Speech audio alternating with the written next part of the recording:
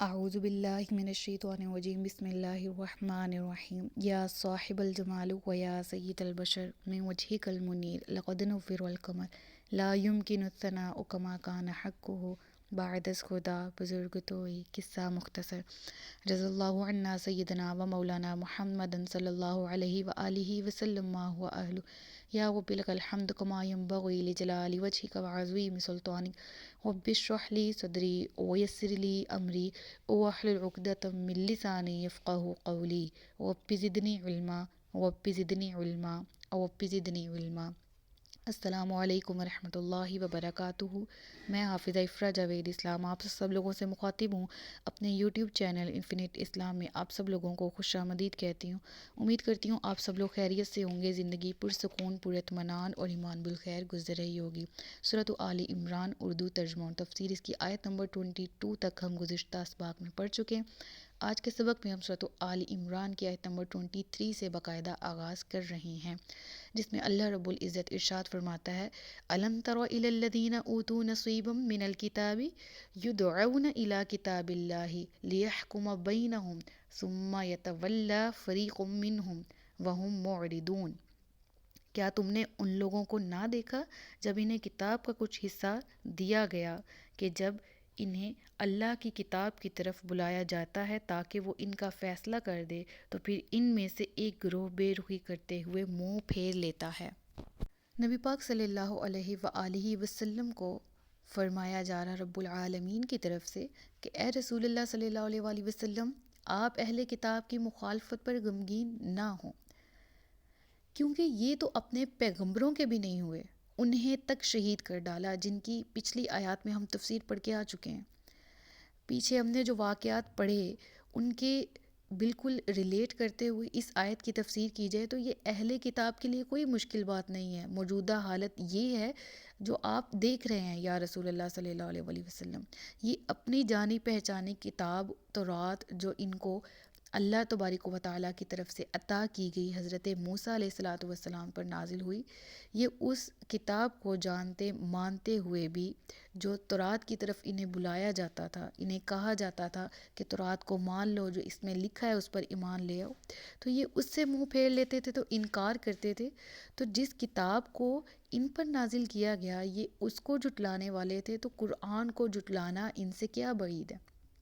ان کے لیے کیا مشکل ہے، نعوذ باللہ، ان کے لیے کیا بڑا گناہ یہ تصور کریں گے اس کو، جو اپنی کتاب کو نہیں مان سکے، جو اپنے پیغمبروں کو جھٹلایا، جنہوں نے اپنے پیغمبروں کو، اپنے نبیوں کو قتل کیا، ناحق انبیاء کا قتل کیا، تو نعوذ باللہ جو اتنے گناہ میں بڑھ چکے ہیں ان کے لیے کوئی مشکل نہیں ہے، ان کے لیے کوئی بڑی بات نہیں ہے کہ وہ قرآن کریم کو بھی جھٹلائیں، استغفر اللہ۔ تو معلوم ہوا پچھلی آیت سے بھی ہم نے یہ سیکھا کہ جو انبیاء کرام کی عداوت ہے، انبیاء کرام سے بغض رکھنا ہے، انبیاء کرام سے دشمنی رکھنا ہے، نعوذ باللہ، وہ کہیں کا نہیں چھوڑتا، دنیا میں بھی رسوا کرتا ہے، آخرت میں بھی رسوا کرتا ہے، جیسا کہ یہود و نصارہ کے بارے میں فرمایا بھی گیا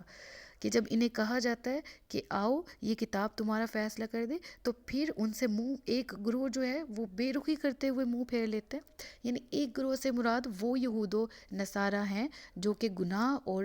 نافرمانی پر اترے ہوئے تھے، اور پہلے دور میں بھی اور ہر دور میں قرآن کو اور جو ان پر کتاب نازل کی گئی تھی ان کو جھٹلاتے تھے۔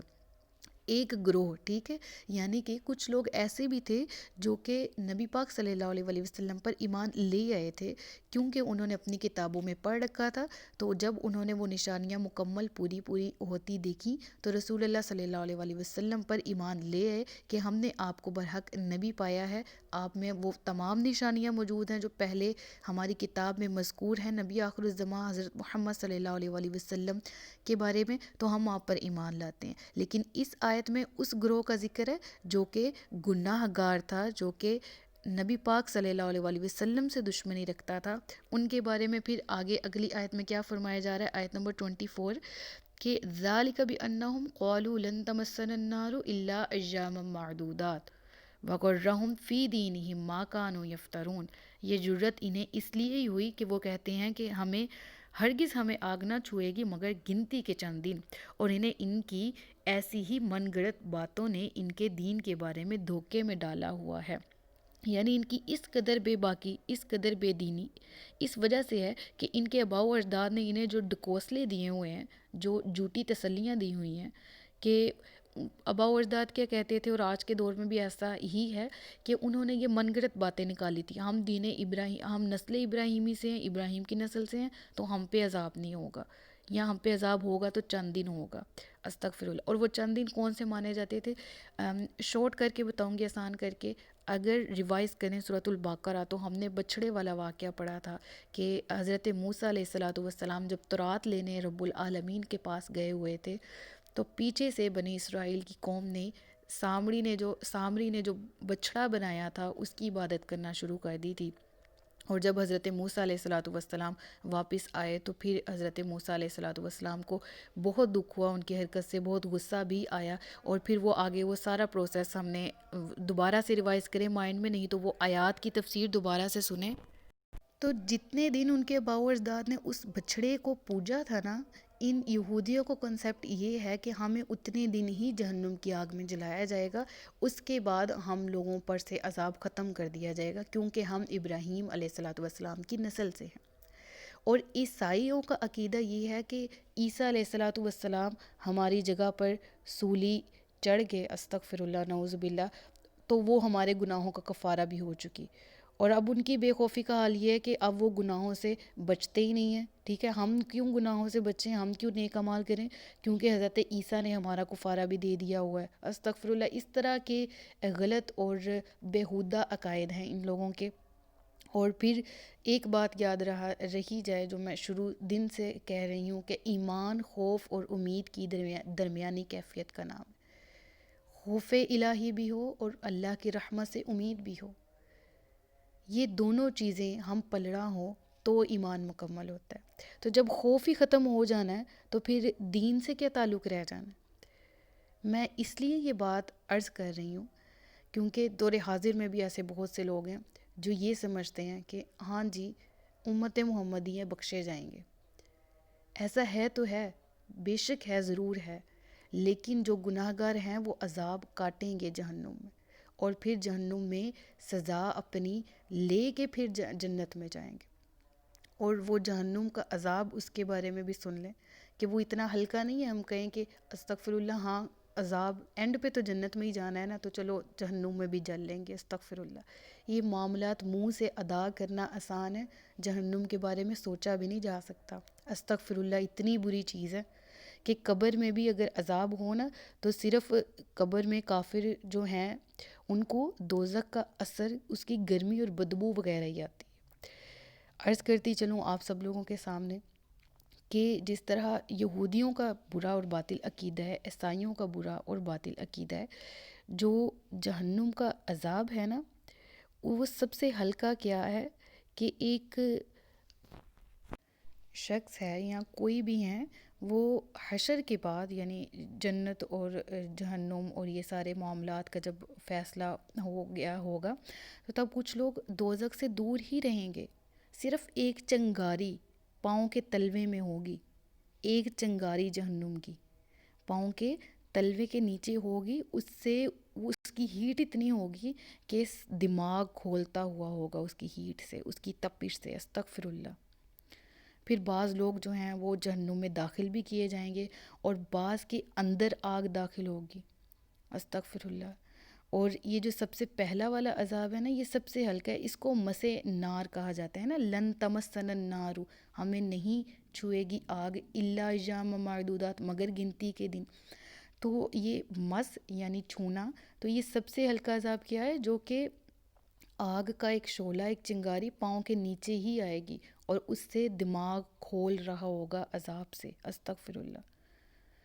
اور یہ یہودیوں کا عقیدہ۔ عیسائی اس سے بھی آگے ہیں، وہ کہتے ہیں کہ ہم کچھ بھی کریں ہم ایک منٹ کے لیے بھی عذاب نہیں ہوگا، استغفر اللہ۔ اس طرح بھی کچھ عیسائیوں کے باطل عقائد ہیں۔ تو وہی بات کہ جب خوف ہی ختم ہو گیا تو دین سے کیا تعلق رہ جاتا ہے، پھر ایمان سے کیا تعلق رہ جاتا ہے؟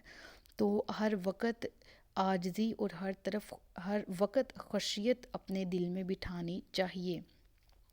ہر وقت اللہ تبارک و تعالیٰ سے خوف کھاتے رہنا چاہیے۔ اللہ تبارک و تعالیٰ ہمیں ہمارے نیکیوں کے کام کرنے کی توفیق عطا فرما اور ہمارے اعمال کو اپنی بارگاہ میں قبول فرما اور ہمیں اس آگ کے عذاب سے بچانا جس کا چھو لینا بھی باعث اذیت ہے۔ استغفر اللہ، جس کے ایک شعلے سے دماغ کھولے گا تو وہ آگ کا جب دوسرا لیول آئے گا، جب وہ آگ میں ڈالے جائیں گے، اور تیسرا لیول جب آگ ان کے اندر سرایت کر جائے گی، استغفر اللہ۔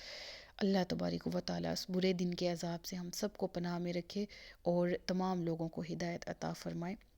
اگلی آیت، فَكَيْفَ إِذَا جَمَعْنَاهُمْ لِيَوْمٍ لَا رَيْبَ فِيهِ وَوُفِّيَتْ كُلُّ نَفْسٍ مَا كَسَبَتْ وَهُمْ لَا يُظْلَمُونَ، تو کیسی حالت ہوگی جب ہم انہیں ان کے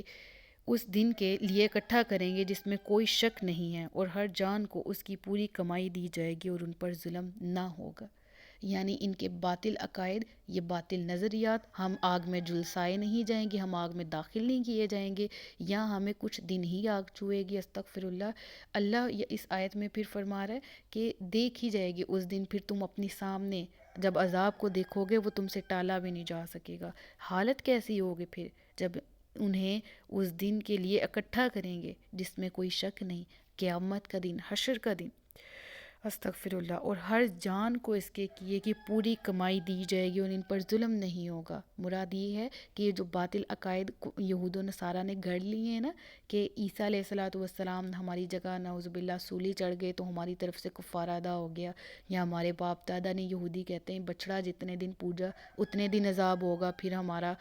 عذاب دور ہو جائے گا وغیرہ۔ تو جس طرح کے کبھی گناہ کیے ہیں، جس طرح کے اعمال کیے ہیں، ہر جان کو اس کے بدلے میں اتنا ہی، پھر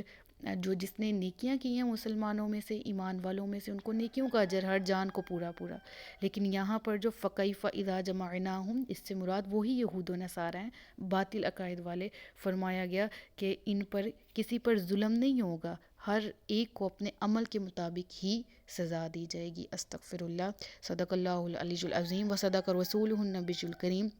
ونحن علی ذلک من الشاہدین والشاکرین وما علینا الا البلاغ المبین۔ نماز فجر کا وقت ہو رہا ہے اور الحمدللہ ماشاءاللہ مرغ بھی بانکتے رہا ہے اس وقت اذان کے ساتھ ہی۔ تو مجھے دعاؤں میں یاد رکھیے گا، اپنا خیال رکھیے گا، اپنے سے زیادہ دوسروں کا۔ تاجدار ختم نبوت زندہ باد، پاکستان ہمیشہ زندہ باد۔ السلام علیکم ورحمۃ اللہ وبرکاتہ۔